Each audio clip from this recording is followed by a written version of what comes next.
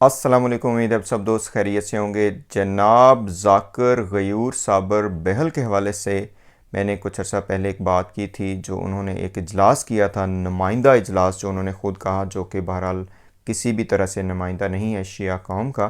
तो उस हवाले से कुछ दोस्तों ने सवाल किए और दोस्तों ने एतराज़ात भी उठाए। पहले तो काफ़ी ने कहा कि शायद मुझे किसी तरफ से पैसा दिया गया है कि मैं इस मौजू पे बात करूं। कई ने कहा कि शायद आप किसी तरफ से एजेंट हैं।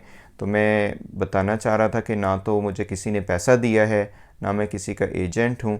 ये मेरी अपनी समझें कि काविश है, ठीक है जी। और मेरा किसी के साथ कोई ताल्लुक़ नहीं है। दीन के साथ बहरहाल अल्हम्दुलिल्लाह बहुत गहरा ताल्लुक़ है। और जब हम देखते हैं कि दीन के ऊपर हमले हो रहे हैं और मकतब अहले बैत के ऊपर हमले हो रहे हैं, वलायत अली के नाम पे ढकोसले रचाए जा रहे हैं, और वलायत अली के नाम पे वलायत को सबसे ज़्यादा नुकसान पहुंचाने वाले ये लोग ख़ुद हैं, तो हमारा हक़ बनता है कि हम इसके बारे में बात करें। सरेदस्त जो बात मैं आपसे करना चाह रहा हूँ वो ये चाह रहा हूँ कि एक बहुत ही इम्पोर्टेंट कॉन्सेप्ट जो कि आइमा अहले बैत ने दिया और अहले बैत रसूल ने दिया और जनाब मकतब अहले बैत ने दिया, वो शफ़ाअत का कॉन्सेप्ट है। और आप लोगों के सामने ये बात मैं इसलिए रख रहा हूँ कि जो लोग इस तरह के कमाश के लोगों की तरफदारी कर रहे हैं, देखें, किसी ज़ाकिर के ख़िलाफ़ नहीं हैं, किसी आलिम के ख़िलाफ़ नहीं है, लेकिन बात यह है कि ऐसे ज़ाकिरीन और ऐसे उलमा और ऐसे पढ़ने वाले मनक़बत ख़ान जो सही तस्वीर पेश करते हैं, उनकी हमें इज़्ज़त करनी चाहिए, उनसे हमें गर्ज़ है। लेकिन जो लोग जिन्होंने एक कारोबार बनाया हुआ है, जिन्होंने अज़ादारी की आड़ में दुकानें चमकाई हुई हैं, क्या हम उनके ख़िलाफ़ बात ना करें? क्या हम उनके ऊपर बात ना करें? क्या ये कौम के साथ ज़्यादती नहीं है? तो ये जो साहब हैं, अभी मैं आपके सामने ये बताता हूँ इधर कि ये अक़ीदा शफ़ाअत की किस तरह धज्जियाँ बखेर रहे हैं। तो आप ये सुने, इधर छोटा सा एक वो क्लिप है जो मेरी नज़र से गुज़रा, उसके बाद फिर हम आगे बात करते हैं कि क्यों ज़रूरी है कि हम इस तरह के लोगों को और इस तरह के नौसरबाज़ों को पहचानें, और हमारी जो एक शिया अवाम है और हमारी जो कौम है जिसमें खलूस की इंतहा नहीं है, उसको हम इस तरह के नौसरबाज़ों से आगाह करें। आइए सुनते हैं, फिर आगे चलते हैं। फिर लकुम खतायाकुम, तुम्हारे जितने गुनाह होंगे हम माफ कर देंगे। अली को मनण दा इहो तो फायदा है, अली वलीउल्लाह पढ़न दा इहो तो फायदा है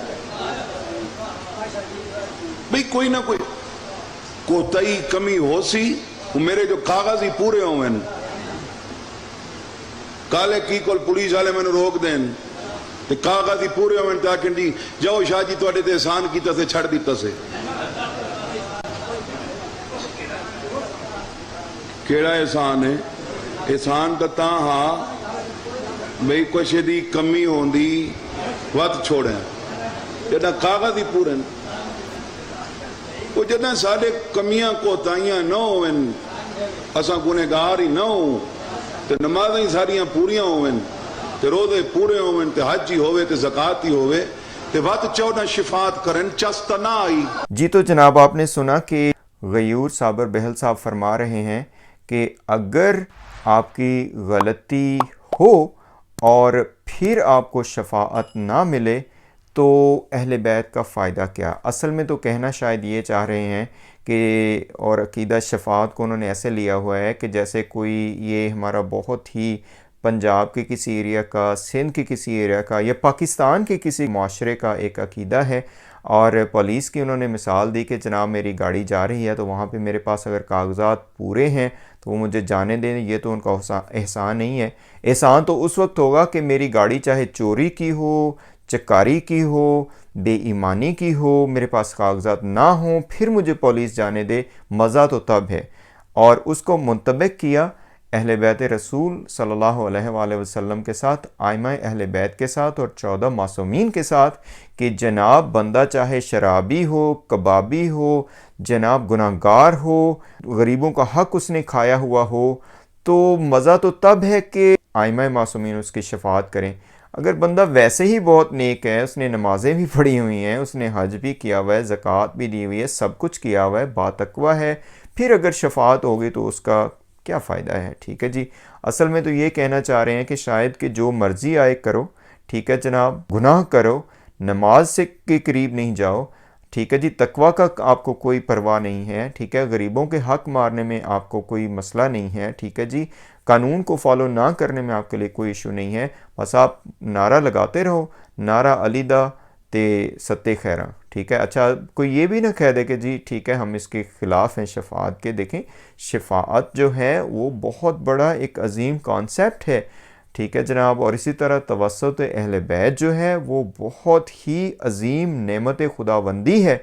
लेकिन उसका मतलब ये तो नहीं है कि जनाब आप नशे देते रहें, आप भंगे पिलाते रहें कौम को, और आप कौम को ये फक्कियाँ देते रहें कि जनाब जो मर्ज़ी आए करो, बस आपने नारा लगाना है, बस फिर तो मौला अली इंशाल्लाह पहुँच जाएंगे और मौला अली फ़रिश्तों को कह देंगे कि जी इसको छोड़ दो, इसका तो बस मैं, इसने चूँकि मेरा नाम लिया है, मेरा नारा लगाया है, तो मुझे कोई, इसको बस आप छोड़ दें, इसको हमने जो है ना जन्नत में लेके जाना है। ठीक है। पता नहीं ये कहाँ से कॉन्सेप्ट लिया है। ठीक है जी। ये चीज़ है जिसके बारे में बात मैंने उस वक्त भी की थी और अभी मैं कर रहा हूँ कि ये घिन है, ये इस कौम को खा रहा है। ठीक है जनाब, ये बुनियादें खोखली करने वाली बात है। ये तो आपने तौहीद की बुनियाद भी खोखली कर दी, इमामत की भी कर दी। क्या अहले बैत रसूल जो हैं वो अदल को नहीं जानते?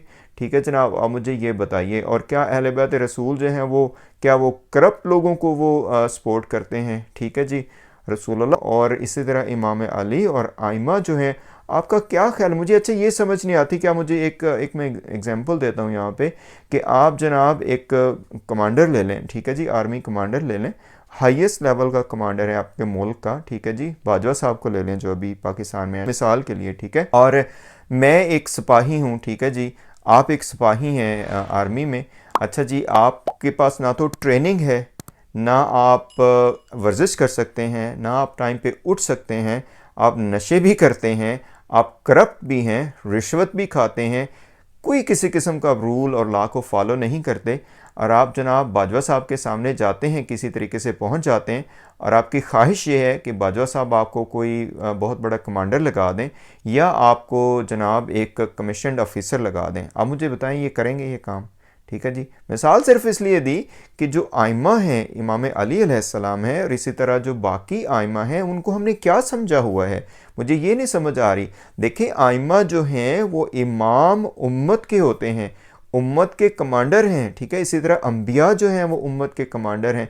तो हमारा क्या कॉन्सेप्ट हमने बनाया हुआ है आइमा के बारे में कि जनाब हम जो मर्ज़ी करते रहें, ठीक है जी, नमाजें ना पढ़ें, तकवा इख्तियार ना करें, हम जो मर्ज़ी दीन का हक अदा ना करें, ठीक है जी, हम सिला रहमी न करें, और फिर भी हमारी जनाब, चूँकि हम मुसलमान पैदा हुए हैं, और इससे भी ज़्यादा चूँकि हम शियों के घर में पैदा हो गए हैं, और हम या अली मदद कह देते हैं तो बस जी हमारी शफाअत हो गई। भी ऐसा नहीं है। अकीदत बेहतरीन वो बात है, लेकिन अकीदत के साथ मार्फत और अमल जो है उसकी अहमियत है। हाँ बुज़ुर्गान, ठीक है जनाब, तो इस बात की तरफ तवज्जो देनी चाहिए। साबर बहल साहब और बाकी भी जितने हमारे दोस्त हैं उनके साथ कोई वो हमें अनाद नहीं है, लेकिन जब दीन की तफसीर इस तरह की पेश करेंगे, दीन की तफसीर ईसाइयत के साथ मिला देंगे। ईसाइयत में और क्या है आप मुझे बताएं, ईसाइयत क्या कहती है कि जनाब हज़रत ईसा जो हैं उनकी जनाब वो डेथ हो गई, वो जनाब सलीब पे चढ़ गए, अब हम जो मर्ज़ी करते रहें, हज़रत ईसा इसका जवाब देंगे। ठीक है जनाब, तो जनाब इस चीज़ की तरफ ख़ास तवज्जो करें। पहले भी मैं बता चुका हूँ, मैसेजेस में भी, इधर उधर कमेंट्स में भी, कि हमें किसी ने नहीं कुछ पे किया हुआ, यूट्यूब से हमें कुछ भी नहीं मिल रहा। जिस दिन मुझे पैसे कुछ मिलेंगे मैं आपको बता दूंगा कि मुझे कितने पैसे मिले हैं, ठीक है, और वो आप ले लीजिएगा, ये जितने भी एतराज़ करने वाले दोस्त हैं। लेकिन खुदा के लिए इस तरह के जो नासूर हैं हमारी कौम के, उनके बारे में बात ख़ुद भी करें और दूसरे दोस्तों को भी आगाह करें। अकीदत की उसमें अंधे ना हो जाएं, ठीक है जी, अकीदत के साथ साथ मार्फत बड़ी ज़रूरी है। ठीक है।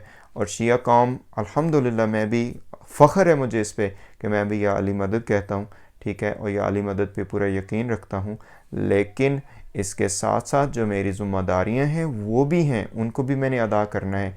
ठीक है। जानते हुए गुनाह नहीं कर सकता मैं, ये बात है जनाब। अल्लाह ताला आपको खुश रखे इंशाअल्लाह। और भी काफ़ी सारे इंसाफ के शोशे जो हैं वो आपसे मैं शेयर करूँगा। अस्सलामु अलैकुम वरहमतुल्लाहि वबरकातुहू।